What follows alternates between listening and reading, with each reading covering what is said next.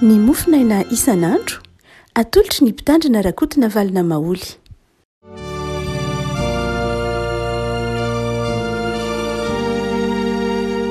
Faramiarabantsika rehefa komaratra izomafa ty 20 ny volana Jolay ity. Ny mofinaina voalahatra ao antsika ao anio dia ny firazan-tsaramasina araka ny Matio toko 9:4-20 ka hatramin'ny 7:20. Matio toko 9:4-20 ka hatramin'ny 7:20. Fakitsika amin'ny anaran'i Jesosy.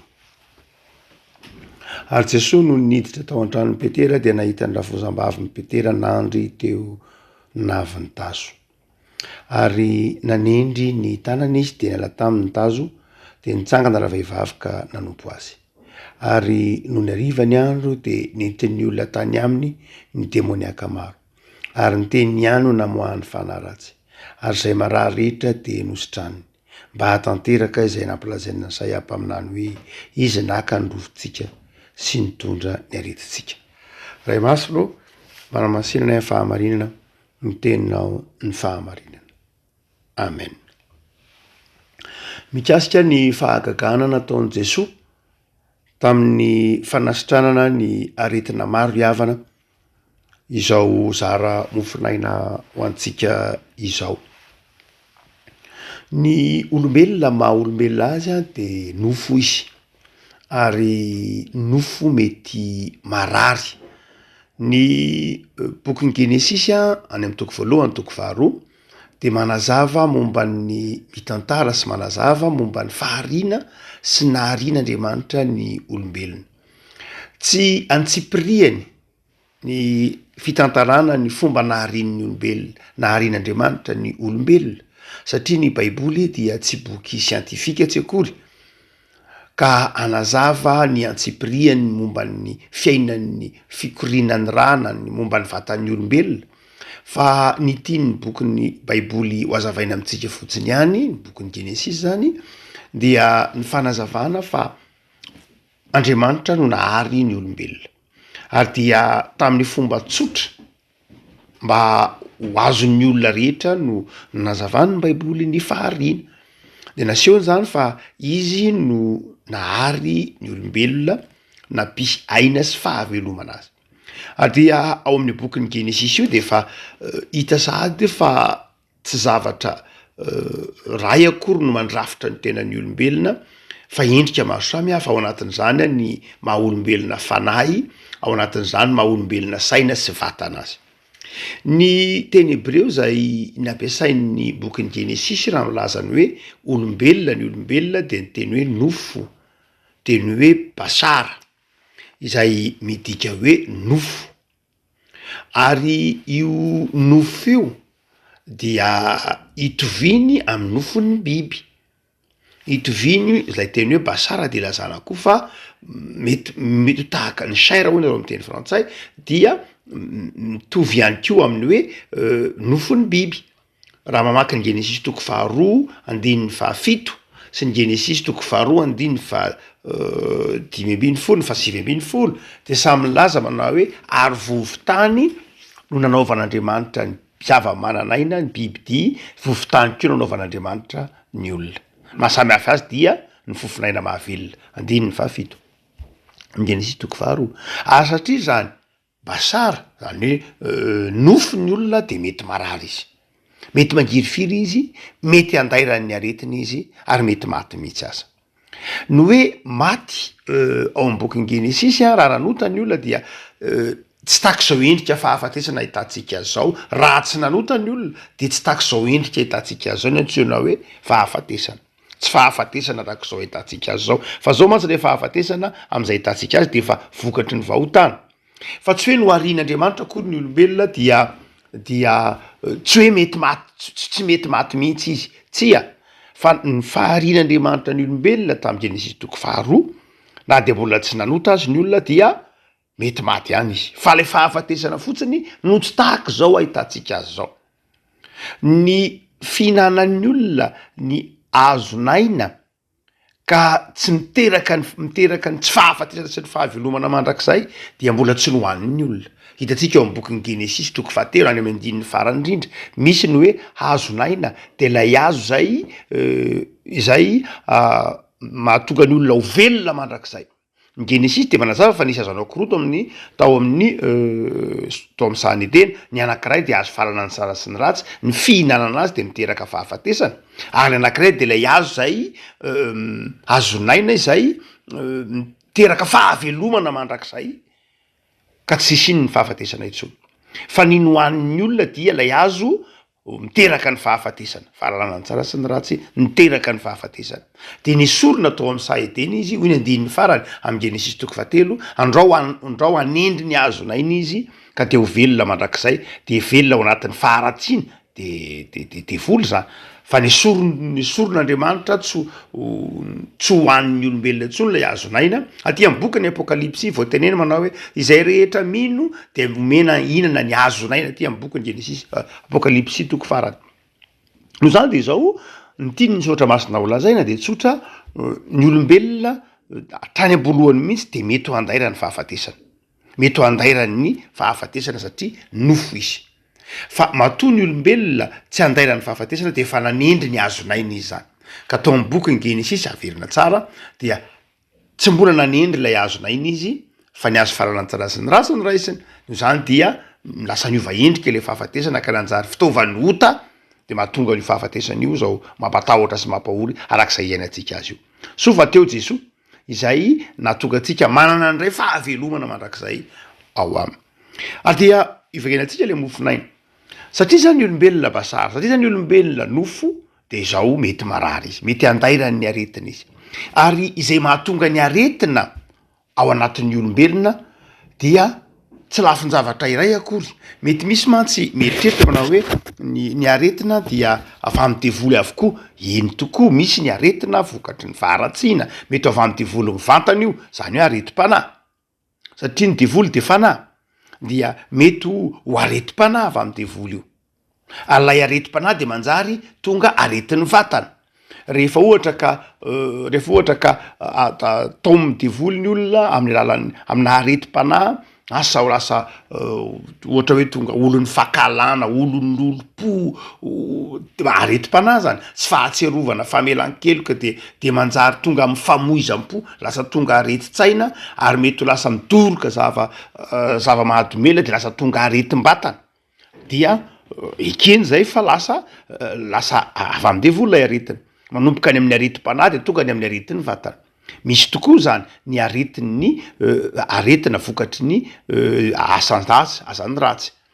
vokatry ny asany ratsy, de misy aretina vokatry zany, mety ho areti-panahy, mety ho areti-tsaina, mety ho aretim-batana, vokatry ny asan'ny ny ratsy. Fa ny faharoa de zao koa mety ho ny aretina koa de mety ho vokatry ny lalàna ny zava-boary. Eto dia hoy ny filazan'ny Matio azy hoe narary any rafozam-bavin'ny Petera von'ny taso, tsy nazavainy Matio mihitsy hoe inona natonga an'ilay aretina fa fotsiny hoe mety marary ny olona, mety marary na de ny rafozam-bavin'ny Petera aza. Olona akaiky an'i Jesoa, olona tiany Jesoa tahaka an'i Petera de zao mety marary ny rafozany, mety marary ny reniny, mety marary ny ray aman-dreniny. Fa tsy mety marary akory ny olona satria mpanompon'Andriamanitra izy, fa mety marary ny olona de mpanompon'Andriamanitra azy izy. Na iza de mety marary. Satria nofo izy. Tsy voatery hoe avy amin'ny ratsy daholo ny aretina, fa mety ho ateraky ny lalan-java-boary tsotra fotsiny zao. Mety misy moka de manaikitra de vonintazo ianao, mety ateraky ny lalan-java-boary de mety tonga ny aretina. Mety pitranga zany. Niza de mety andairany aretina satria nofo. Lalàna nataon'Andriamanitra mifeny nofo sy ny zava-boary zany. Dia mety misy koa ny aretina vokatry ny havizanana. Mety ho visaky sika de mety marary, hitantsika misoratra masina zany ratra zany. Paoly de nanafatra an'izany an'i Timoty ianao de marary vavony ianao de tandremo ny fahasalamanao sy ny sisa rehetra. Fantatry ny Baiboly fa mety marary mihitsy ny olona. Aoka tsisy olona eritreritra mandrakariva manao hoe satria vony gripa de devoly zay, na satria manavy de devoly zay. Mety misy tokoa ny aretina avy amin'ny devoly fa tsy devoly daholo akory no mahatonga ny aretina rehetra ity, fa mety ho tsy fitandreman'lay mpanompon'Andriamanitra ny fahasalamany mihitsy koa aza. Mety ho isika mpanompon'Andriamanitra, ny atsika mpino koa aza mety ho tsy mitandrina ny fahasalamantsika.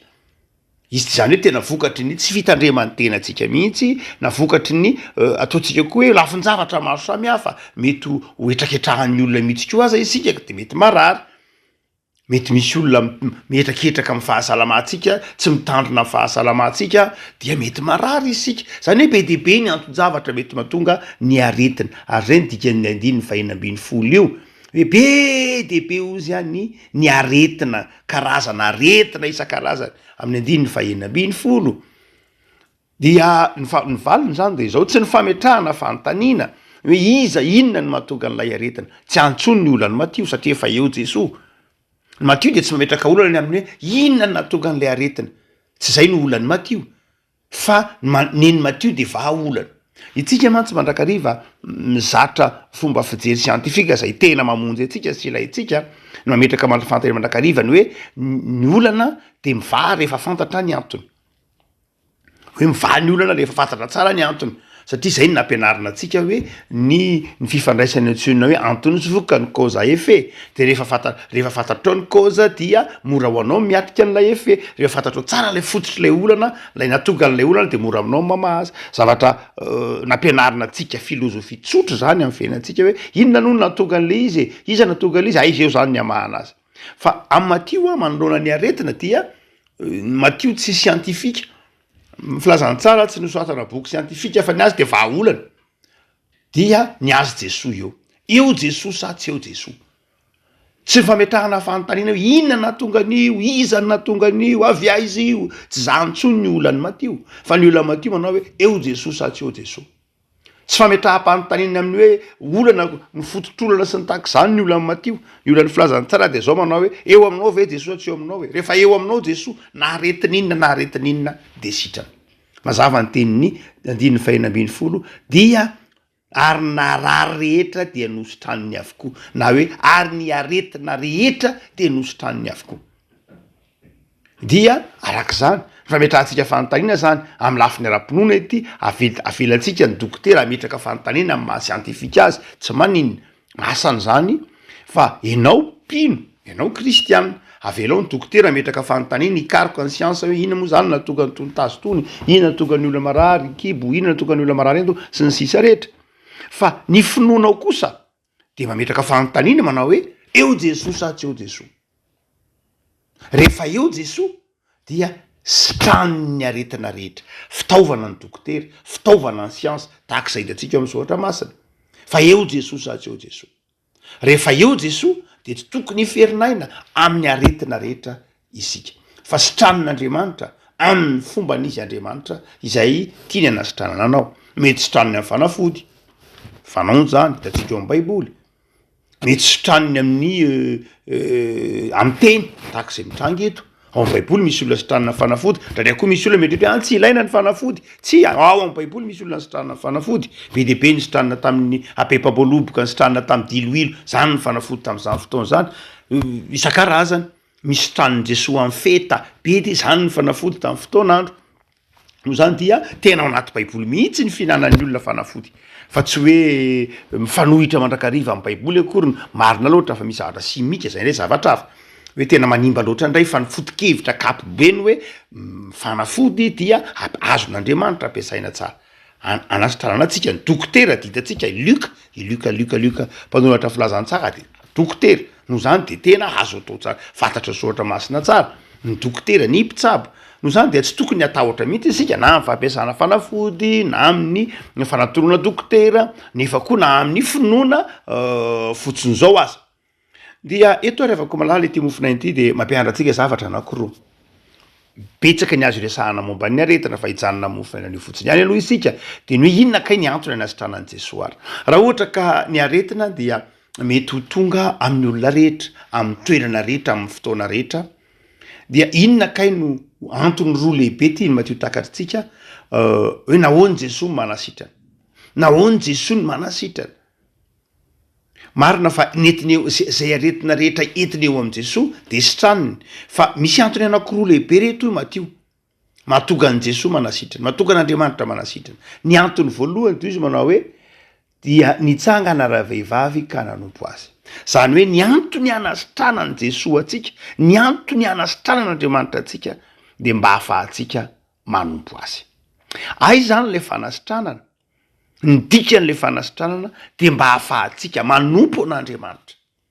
Tsy hoe ahafahantsika miverina amin'ny fiainana teo aloha indray, mazava ho azy iny eo, fa misy dikany mihitsy niditra tao an-tranon'i Petera Jesoa de nahita ny rafozam-bavy ny marary. De alaivo sara etsaina, voahelingelina ny fanompon'ny Petera rehefa marary ny rafozany, ary le rafozany koa tsy afaka manompo, de hoy ny filazany Matio azy de nisotraniny Jesoa, nanendry ny tanany Jesoa, de nitsanga ny ravehivavy ary nanompo azy. Ny dikany hoe fanasitranana ry havako malala de mba ahafahantsika manompo an'Andriamanitra, ahafahantsika manao ny sitrapon'Andriamanitra rehefa avy eo, fa tsy hoe no ahafahana sy ny sitranana mba ahafahana tsy manao zavatra hafa indray fa tsy manompo an'Andriamanitra na manadino an'Andriamanitra indray. Ry havako malala aza tonona zany, fa kay ny antony ny hanasitranan'Andriamanitra anao de zao mba hanompo azy. De azonao angatahana tsara za manao hoe tompo rehefa mba sitrany eto de hanompo anao, de sitranony ianao raha sitrapony. Mazava tsara io tenin'ny Matio io hoe fanasitranana mba hahatonga anao afaka hanompo. Lay aretina tsy avy amin'Andriamanitra, tsisy ny teny mihitsy hoe avy amin'Andriamanitra ny aretina rafozam-bavy Petera, tsisy ny teny hoe nkapohanao koa ny rafozam-bavy Petera de nkapohan'Andriamanitra izy fa ratsy toetra sanatria, tsisy an'izany eo, fa le aretina fotsiny eo tonga eo. Fa ny dikan'le fanasitranana no zava-dehibe fa tsy ny dikan'lay aretina. Ndray mantsika ny dikan'le aretina no mamaky atsika fa tsy ny dikan'ny fanasitranana. De zao ny dikan'le fanasitranana de zao mba ahafahana manompo. Betsaka ary ny olona ry havako malala, betsaka ny mpino no sitranina fa tsy manompo. Betsaka ny kristianina no sitraniny tompo mba afaka manompo, fa rehefa sitrana de tsy manompo. Ry havako malala, hoy Matio manao hoe raha marary isika izany, raha sanatria mararina misy tsy fahasalamana, de ny antony ampahirezan'ny tompo antsika, hitsofohan'ny tompo anatin'ny tokantranontsika, hanasitrana atsika de mba ahafahantsika manompo azy. Asa tonona ary zay ry havako. Fa ny faharoa zay asehon'ny Matio eto de zao, tapany faharoa andininy fahaenina ambin'ny folo sy ny fafito ambin'ny folo, dia ny antony hanasitranan'Andriamanitra ihany koa dia noho ny fanomeza tokony, noho ny teny zay efa nomeny, hoy izy hoe mba hatanteraka izay nampilazaina. Zany hoe Andriamanitra ihany koa manasitrana satria efa nanome toky izy fa mpanasitrana. Zany hoe ianao zany itsika zany sitranin'Andriamanitra, sitranin'Andriamanitra, sitranin'i Jesoa itsika satria izy efa nanome toky itsika fa mpanasitrana. Hoy ny filazan'ny Matio azy naka ny andinjotra masina tao amin'ny Isaia hoe ary Jesoa efa naka ny rofontsika sy ny tondra ny aretintsika. Zany hoe Andriamanitra zany, ny planin'Andriamanitra zany de zao olona salama, olona salama, ary dia nrain'Andriamanitra Jesoa mba ahatonga atsika ho salama. Nalainy Jesoa, zay dia teny hoe naka, nalainy Jesoa, nesoriny Jesoa de nentiny teo amin'ny hazo fijaliana ny aretintsika rehetra. Lay aretina izay tsy avy amin'Andriamanitra, fa hoytsika teo hoe avy amin'ny fahotana, mety fahotana mivantana, mety fahotana tsy mivantana satria ny fahasimban'ny tontolo iainana ka mahatonga areti-tratra, mahatonga areti-bavony, mahatonga areti-tsaina, dia vokatry ny fahotana ihany, fa tsy mivantana satria tsy mitandrina tontolo iainantsika, satria tia tenitsika, satria mpanima zavatra tsika, de manjary vokatry ny fahotana ihany lay aretina na tsy mivantana azy. Fa misy tena misy moa vokatry ny fahotana mivantana mihitsy, ohatra hoe ny fitongona zava-mahadomela, tsy fantatra zara tahaka ireny. Dia hotsika hoe ireny aretina rehetra ireny tena alainy Jesoa netiny tao amin'ny hazo fijaliana. De nanome toky zany Andriamanitra fa masitrana ny aretina rehetra izy. Azontsika antoka zany fa indray androany de hivoaka ny fanafody ny kansera ohatra amin'ny lafiny medikaly, klinika io. Azontsika antoka fa indray androany de hivoaka ho hita ny fanafodin'ny Alzheimer ohatra. Ary mandra-pahita ny fanafodin'ny Alzheimer na ny fanafodin'ny kansera de efa manasitrana koa Andriamanitra amin'ny fombany, amin'ny alalan'ny vavaka, amin'ny alalan'ny finoana, tsy manakana mihitsy na tsy eo azy manade mbola tsy hita tanteraka aza ny vaksin'ny kansera, tsy hita tanteraka fanafodin'ny Alzheimer, tsy hita tanteraka ny fanafodin'ny aretina isan-karazany, mety misy tsy mbola hita mpanafody, de zao afaka manasitrana antsika Jesoa amin'ny alalan'ny fanendreny io hita amin'ny andininy fa hoe andininy fa de ambiny folo eo fa izao koa nefany mino isika fa mariny ty tenin'andriamanitra ity hoe marary rehetra de nosotraniny de mino isika fa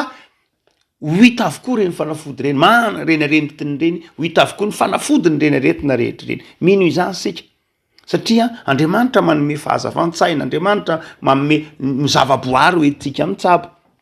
atria ny zavaboary dia misy aretina vaovao mety mitranga vokatry ny fahasamban'ny tontolo iainana vokatry ny lafiny lalàna ny zavaboary de misy aretina mitranga raha vao miakatra ray degré fotsiny ny maripana ny tany dia efa misy karazana microba vaovao miforona misy karazana virus vaovao miforona afaka mivelona ao anatin'iny hafanana iny ary misy microba vaovao maty tahaka zany zahatra lalàna ny zavaboary tsotra zany no zany dia misy aretina vaovao mety mipotra mihitsy fa izao ny olana de izao rehefa eo Jesosy de Jesosy tranony zany ho sika teo azao ain'andriamanitra manasitina ny aretina rehetra amin'ny alalan'ny fanafody amin'ny alalan'ny teniny amin'ny alalan'ny finoana fa izao amin'ny alalan'ny fanafody de ity mety tsy maintsy mbola ho hita ihany reny raha maky filanjaraka ny Mateo tsika satria manasitina ny aretina rehetra andriamanitra de azotsika antoka fa sitrany marina io marina amin'ny fotoana rehetra io tsy tsika mihitsy no andiso ny baiboly fa sitran'andriamanitra ny aretina rehetra ny fomba nasitranan'andriamanitra azy zany de izy ihany mahafantatra azy de azotsika antoka fa ho hita ny fanafodiny ho hita reo aretina tsy hita fanafody ankehitriny de mbola ho hita de aza mietreritra manao hoe ny olombelona nahita an'le fanafody tsy zay ka ny olombelona fitaovana ihany fa andriamanitra ny manmehany zany raha iteneniny hoe manasitry ny aretina rehetra izy ho an'zay mbola tsy hitanam-panafody de ny vavaka ny finoana eo ho an'zay efa hitam-panafody de manome saina tsikelikely andriamanitra mahatonga ny fotoana hivoahany sy ahitany reny fanafody reny fa izao manome toky andriamanitra tsininy fa anasitrany ny aretina rehetra izy de zay mahatonga atsika afaka amin'ny aretina satria nanome toky andriamanitra fa ny olombelona de tian'andriamanitra ho velona ao anatin'ny fahasalamana de manome fahazavantsaina atsika izy mba hatonga atsika tsy ho resiny pesta ho resiny abokana ho resiny nendra ho resy isan-karazany reo retina rehetra reo ravako malala zava-dehibe ary ny ahatakaratsika fa ny andriamanitra tsika dia olona salama ny tian'andriamanitra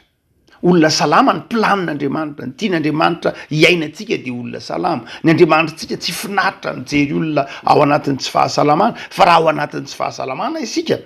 de zao manasitrany izy raha ao anatin'ny tsy fahasalamana tsika dia tsy planin'andriamanitra mihitsy ny hoe ataoko marary ty olona ty sanatria fa ny planin'andriamanitra ny mamaika an'andriamanitra de mahita atsika salama mba afaka hanompo azy ny planin'andriamanitra dia mahatonga atsika salama satria efa nanome toky izy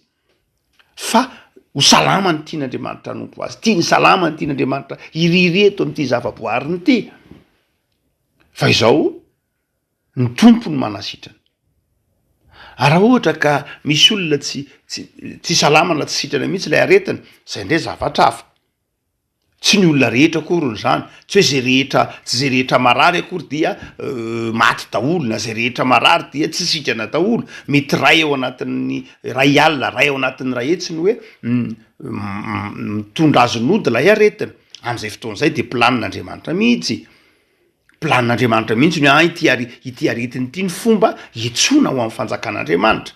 de am'izay fotoan'izay le aretina zaka fa tsy hoe aretina tsy zaka akory rehefa misy olona marary mafy ka tazana hoe io eny fa io ny fomba itson'andriamanitra azy dia ao anatin'ny tsy fahasalana ny fomba itson'andriamanitra azy de zao zaka n'lay aretina tsy mampiferin'aina azy tsy mampiferin'aina azy itsika mety mitazana hoe mangifiry be izany to mitsaly be izy zany fa zao raha io ny fomba itson'andriamanitra azy avelan'andriamanitra hitranga zay mba itson'andriamanitra azy rehefa aveo de zakan'lay izy zakany ary amboarin'andriamanitra mba ho fitaovana mitondra azy ho ao amin'ny fanjakan'andriamanitra indray andriamanitra fitiavana revako malala andriamanitra tsy masika na faly hijery fahorin'ny olona tsy zany andriamanitra ka raha misy aretina mitondra ny olona ho amin'ny fahafatesana de efa avelan'andriamanitra hitranga reny mba ampiorina azy amin'ny finoana nefa koa iantson'andriamanitra azy araka zany raha ohatra koa ka misy aretina tsy sitrana fa mitaizan'lay olona tahaka an'izay nahazo amin'ny Paoly asa Koritianina faharoa toko faharoa ambin'ny folo de manazava Paoly manao hoe io indray de aretina mitaiza misy ny aretina mitaiza tahaka ny Paoly tsy mampiferin'aina amin'ny Paoly misy ny aretina mitaiza satria mitaiza zay le matonga anteny hoe mitaiza zany hoe mikolo ara-pananao tahaka ny Paoly mametrany hoe mahatonga amin'ny Paoly tsy hanao mihoatra aloha zay tokony atao satria Paoly de olona fanafo be tianao be mandrakariva tianao ovokovoka dia hoy ny tompo bonao hoe ny heriko tanterahana ny fahalemena fa so anao mety so adininao so de anao foana mantsy netreretinao manao ny zavatra rehetra de adininao fa fahasoavana anao avitanao miasa no zany de zao ferako